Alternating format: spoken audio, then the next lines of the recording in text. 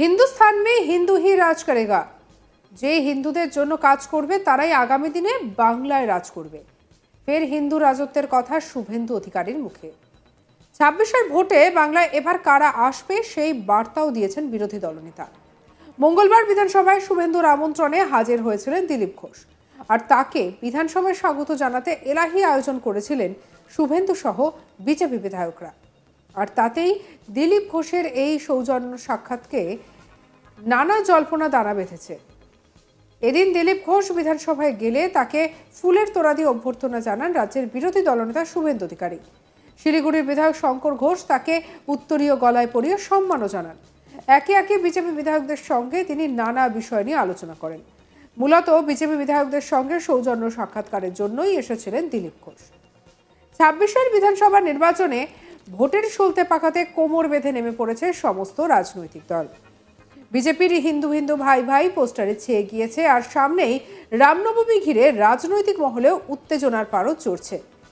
সাংবাদিকদের মুখোমুখি হয়ে বিরোধী দলনেতা শুভেন্দু অধিকারী বলেন, আমরা রাস্তায় থাকব, পিছনে থাকব লাখ হিন্দু ভক্ত জনতা, পারলে আটকে নিন, ক্ষমতা থাকে তো আটকে নিন। हिंदुस्तान में हिंदू ही राज करेगा, जो हिंदू हित में काज करेगा वो ही अगले दिन बंगाल में राज करेगा। শুনবো কি বলেছেন শুভেন্দু অধিকারী। আমরা সমস্ত অনুষ্ঠানের মতো এবারেও প্রত্যেকে শুধু বাড়িতে বসে নয়, রাস্তায় থাকবো, রামনবমীর মিছিলে নেতৃত্ব দেব। গতবারে এগরার মিছিলে হামলা করেছেন পূর্ব মেদিনীপুরে, আমি এগরায় ৮ তারিখে থাকব। ৫টা দুর্গা মূর্তি ভেঙেছেন শ্যামপুরে, আমি ৭ তারিখে রামনবমীর মিছিলে শ্যামপুরে থাকব হাওড়া জেলায়। আমরা রাস্তায় থাকব, পিছনে থাকবে লাখো হিন্দু ভক্ত জনতা। পারলে আটকে নিন, ক্ষমতা থাকে আটকে নিন। हिंदुस्तान में हिंदू ही राज करेगा, और जो हिंदू हित में काम करेगा वही अगला दिन बंगाल में राज करेगा।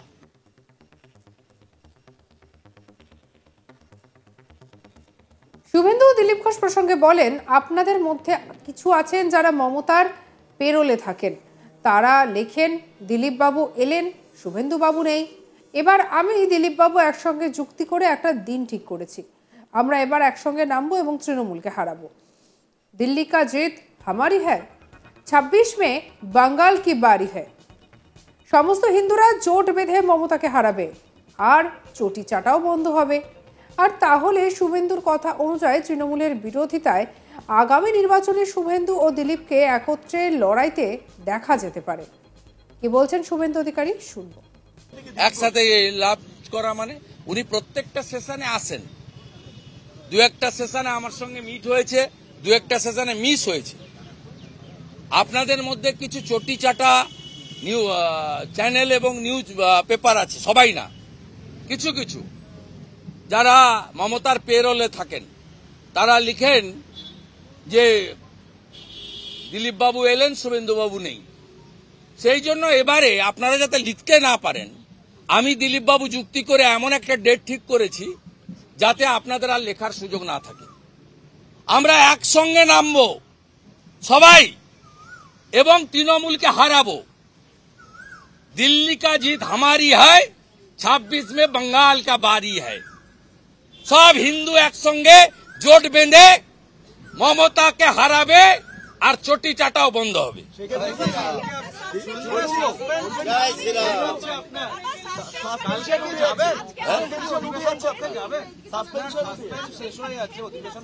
আমাদের একজন কলিগ দীপক বর্মন, তাকে অবৈধভাবে সাসপেন্ড করেছে। তার প্রতি সংহতি জানিয়ে ২০ তারিখ পর্যন্ত আমি দীপক বর্মন যেখানে থাকবে আমি সেখানেই থাকব। আগামীকাল বাবা সাহেব আম্বেদকরের ছবি নিয়ে বিধানসভাতে বিজেপি ডেপুটেশন দেবে, বিক্ষোভ মিছিল করবে। একসাথে লাভ করা মানে উনি প্রত্যেকটা সেশনে আসেন। দু একটা সেশনে আমার সঙ্গে মিট হয়েছে, দু একটা সেশনে মিস হয়েছে। আপনাদের মধ্যে কিছু চটি চাটা চ্যানেল এবং নিউজ পেপার আছে, সবাই না। অন্যদিকে দিলীপ ঘোষকে সাংবাদিকরা প্রশ্ন করেন, বিরোধী দলনেতা বলছেন যে ক্ষমতা এলে নাকি সংখ্যালঘু বিধায়কদের চ্যাংদোলা করে ফেলে দেবেন। অন্যদিকে তৃণমূলের বিধায়ক বলছেন মুর্শিদাবাদে গেলে আটকে রেখে দেবেন। এই প্রসঙ্গে দিলীপ বাবু মন্তব্য করতে গিয়ে বলেন, এই ধরনের রাজনীতির বিষয় নয়, কিন্তু এই ধরনের বক্তব্য সরকারি তরফ থেকে আসছে, তাতে করে প্রতিক্রিয়া তো হবেই। রাজনীতিটা রাজনীতির জায়গায় থাকুক, কোনোটাই আমি সমর্থন করি না। কি বলছেন দিলীপ ঘোষ, শুনুন। দেখুন, এই ধরনের রাজনীতি এটা রাজনীতির বিষয় নয়, কিন্তু যেভাবে হাওয়া গরম করার চেষ্টা হচ্ছে বা যে ধরনের বক্তব্য সরকারি তরফ থেকে আসছে, এখানকার মেয়র বা মন্ত্রী তিনি যদি বলেন যে যারা অমুসলমান তাদেরকে ধর্মান্তরিত করে মুসলমান করতে ধন্য করতে হবে, বা একজন এমএলএ যদি বলেন হিন্দুদেরকে গঙ্গার জলে ফেলে দিতে হবে, প্রতিক্রিয়া তো হবেই। কোনোটাই আকাঙ্ক্ষিত নয়। রাজনীতির ক্ষেত্রে গণতন্ত্রে এবং সংবিধানের আধারেই হোক, এটা আমরা চাই। আমার মনে হয় এখানে যে সরকার আছে তাদের তরফ থেকে সেই ধরনের পরিবেশ তৈরি করা দরকার আছে, যাতে উত্তেজনা না ছড়ায়।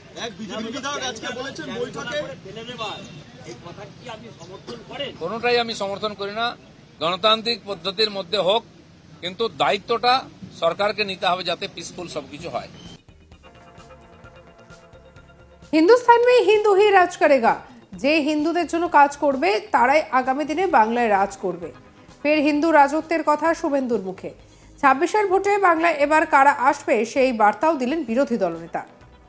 মঙ্গলবার বিধানসভায় শুভেন্দুর আমন্ত্রণে হাজির হয়েছিলেন দিলীপ ঘোষ, আর তাকে বিধানসভায় স্বাগত জানাতে এলাহি আয়োজন করেছিলেন শুভেন্দু সহ বিজেপি বিধায়করা। আর তাতেই দিলীপ ঘোষের এই সৌজন্য সাক্ষাৎকে ঘিরে নানা জল্পনা দানা বেঁধেছে। কি বলেছেন শুভেন্দু অধিকারী, শুনবো। আমরা সমস্ত অনুষ্ঠানের মতো এবারেও প্রত্যেকে শুধু বাড়িতে বসে নয়, রাস্তায় থাকবো, রামনবমীর মিছিলে নেতৃত্ব দেব।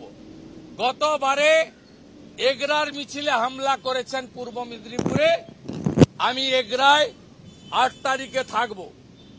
5টা দুর্গা মূর্তি ভেঙেছেন শ্যামপুরে, আমি 7 তারিখে রামনবমীর মিছিলে শ্যামপুরে থাকব, হাওড়া জেলায়।